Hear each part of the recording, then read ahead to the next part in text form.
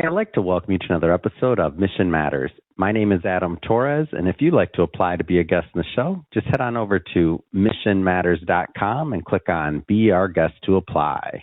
All right, so today's guest is Alec Broadfoot, and he is founder and CEO over at Vision Spark, and he's author of, a number one best-selling author, I should say, of Hiring Your Right Number Two Leader, Gain More Time, Earn More Income, Create More Impact. Alec, welcome to the show, and congrats on that bestseller. Thank you. It's great to be here. So I love to interview authors. I love to bring authors on the line to share the story of the book, what they want the readers to get from it, and all that good stuff, really, because I know creating a book and getting it out there is not easy. So I want to get into all of that, of course.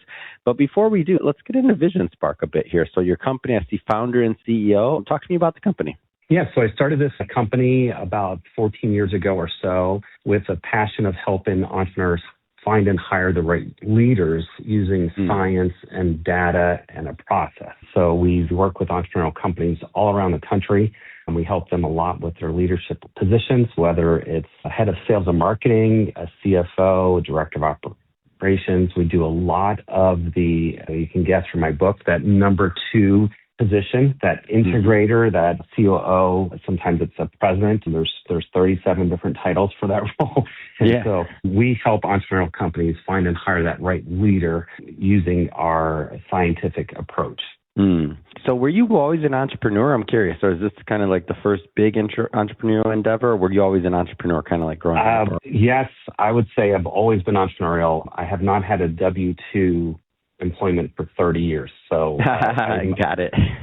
I'm unemployable. Love it. Yeah.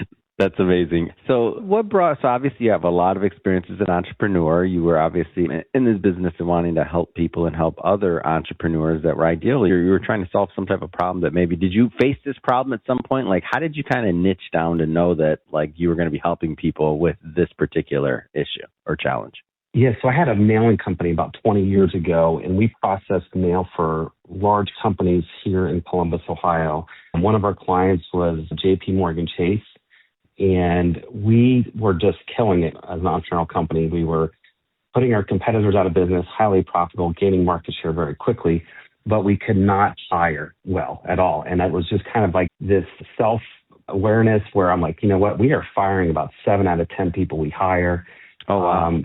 And so I knew it was costing us time and productivity. And I finally reached out to one of my mentors and I said, what am I doing wrong? And he said, are you using any sort of assessment or a process in hiring? I go, no, what's that? So he showed me this assessment tool, this personality assessment tool, and we started using it. And it was really improving our hiring process. And instead of us firing at 7 out of 10 people, it was more like 3 out of 10 people, which type of individuals that we were hiring at that entry-level position. That was phenomenal success.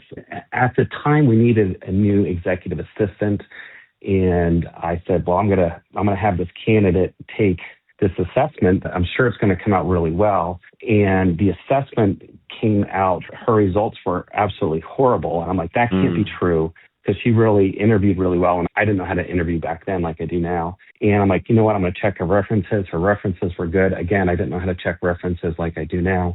But I decided to hire her anyway, thinking the assessment was not going to be accurate, because the assessment said she was going to be an extremely slow learner, disorganized, low attention to detail, insecure, a social butterfly. I'm like, none of that can be true. Wow. And sure enough, it was exactly true. In 2 weeks, 3 weeks, we fired her because of everything the assessment was true. So I said, never again will I go against the results of this assessment. And that's the assessment we use to this day in my current company. And I was in a peer group with other entrepreneurs here in Columbus, and I saw them making the same mistakes where they were hiring based on gut and instinct. They were hiring based on someone's resume.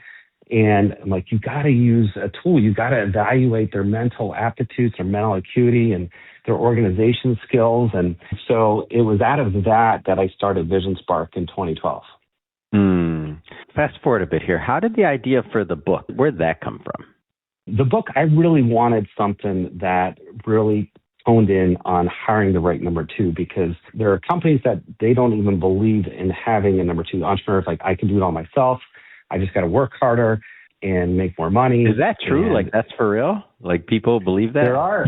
Yeah, there are Wow. entrepreneurs like, hey, I need someone that can just do X, Y, and Z, but not someone that can run the company. And so there's that whole issue. I think with entrepreneurial companies, 3 out of 4 of them do not have a true number 2. So one is I really wanted to talk about why you need to hire number 2. And then also I wanted to talk about how you need to hire number 2.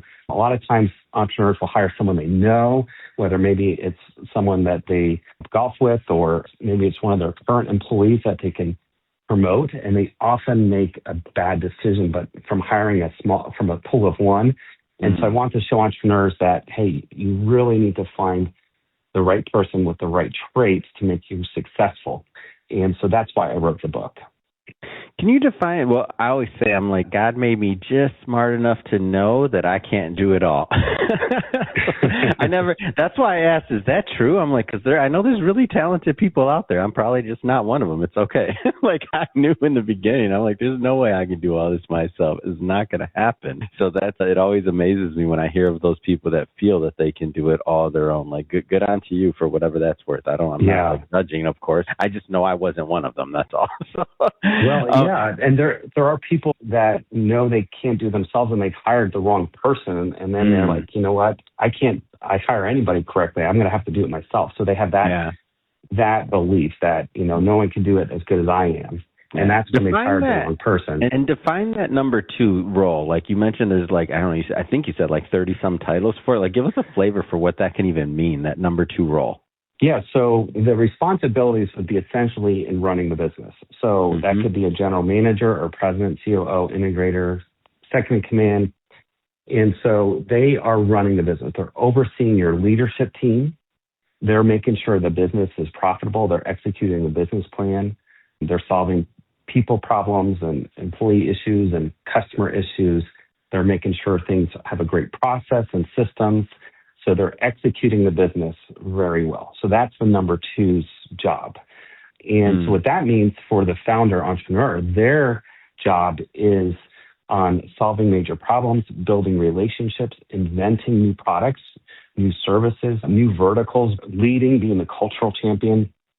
And so when you can delineate those 2 roles, the entrepreneur, the visionary founder, they tend to get more joy and more happiness and more energy because they're not doing the things that they've dreaded and they're not very good at. What do you hope readers get out of this book? What do you hope is I know there's a lot, obviously, but it's a book, and I know you put a lot of time into this, but what do you hope if all the readers came away with one thing, what would it be? That they would fall in love with their business again. And the second thing would be that they can now build a business that's scalable and they can sell it at some point, or they could have a second generation take over it. But it's a business that functions really well. And so they can be profitable and not have as much emotional energy and sleepless nights. What kind of response have you been getting from this? Like, as people obviously number 1 bestseller, so congrats again on that. What kind of response have you been getting on this? Well, it's been tremendous. We've had a lot of entrepreneurs that have known they've wanted to make this decision, but they just had so much head trash and roadblocks, and they weren't sure about the financial side of it. How am I going to afford this person? Or maybe it's, what are they going to do once they have a number 2? So the response has been really good. We've had clients that in their head, they knew that they had to make this decision, but they read the book and then they're like, okay, now I believe it. This is what I got to do. I'm going to be fine. My business is going to be better. And so the book has really helped someone make that decision. Yeah, that's great. What's next for this book promo tour and everything else? I'm an entrepreneur. You're an entrepreneur. Let's dream for a moment. How do you hope this book turns out as it goes forward, and what are your plans going forward for the book? Yeah, so just to continue to talk about it, additional keynotes and workshops I'd love to lead, just helping more entrepreneurs, more conversations about how they can really hire the right number 2. And I'm a huge evangelist for making sure people hire with science and data. That's a mission of mine, that most of the time people think it's an art, not a science, and it truly is a science. So that's another secondary mission of the book. I'll tell you, I think that hiring the number two leader is a huge, huge thing. I look back at my journey and I'm like, I was very lucky to have a co-founder. So if you have, for those that have co-founders and other things like that, and the co-founder, we were always that was our 1-2 punch, so to speak. But for those that maybe didn't have a co-founder, went at it alone, man, I can't even imagine. But correct me if I'm off on this. There's like people get this right often. Like you see it happen all the time when you're using assessments, you're doing whatever the best practices that you have laid out. Like it is possible, right? I like to leave people with, you can do this, right? Mm-hmm. Absolutely. So where do you think when somebody's hiring a number two, I like to take the other side of that question too. Where do you think that maybe sometimes they go wrong? You mentioned the hiring from a pool of one, but what are some of the other things that you've seen that it's like, like you thought you had it? Because nobody's going to intentionally not do that, right? Like it's a given. Like nobody wants to intentionally cause themselves a bunch of pain and a bunch of headaches. So talk to me about some of those landmines to think about. Not hitting. Yeah. So hiring from a pool of one, another mistake is hiring based on someone's resume. And so their qualifications, credentials. I just wrote an article a couple months ago on LinkedIn that 78% of resumes have lies on them. So, and 100%, all the resumes that you can think of have some sort of embellishment of them. And so when you fall in love with that resume, that is a recipe for disaster. Another mistake is not hiring for fit and compatibility. So you have to decide, would I enjoy working with this person and would my team enjoy working with this person? So Harvard, they did research on what makes someone successful long-term. It had nothing to do with experience or education. It had everything to do with team fit. And so that fit component is really important. Do they fit with your culture, your core values? So that's another mistake. And then hiring from a small pool, we talked about hiring from based on resume and not using any sort of process in hiring where it's just some sort of random process, or not even a process, just some sort of random jobs, interview this person here, interview this person here, and it's not a well-defined process. I think sometimes whenever there's a new process and whenever you're implementing something new, it's always that thought process that it's going to be like all of this work and all of this time. I'm curious about, and this you can juxtapose from the book and just honestly really how it's even to work with Vision Spark for those that haven't used a company like yours to get talent. Like talk about the process and what that can look like. Yeah, so for someone to do, if they're going to do it themselves, it's probably going to take 100 to 200 hours of time to do it really well. And you do want to invest that time because the cost of not doing it right is pretty high where, it's going to be potentially another 300 hours of opportunity cost. So you have a lot on the line. Working with an expert like Vision Spark is going to save you that time. And so part of our process is that we meet with our client and we put together a very magnetic, attractive position description that we post and we put it online, and we also have a database of candidates that we have that are interested in positions. And what we do by this profile is we have candidates that are attracted, and so they say, hey, I want to work for Adam's company. This is my dream job. And so from there we can now vet them well. And so we take them through several stages of vetting. We do a cultural evaluation. We do a management and leadership screening interview. We take them through our assessment tool, which measures their mental acuity and attention to detail and communication ability, 10 different personality dimensions, which measures can they perform in the role.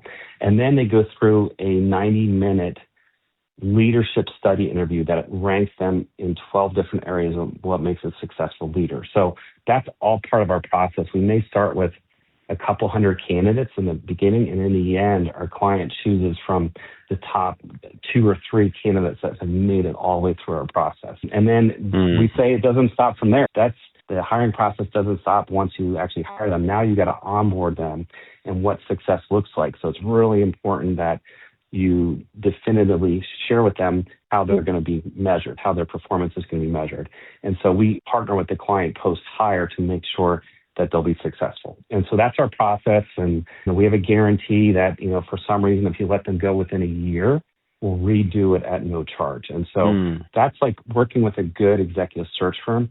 You're going to get someone that focuses on culture and fit and making sure you find the right person that's going to allow your company to succeed long term. Fantastic.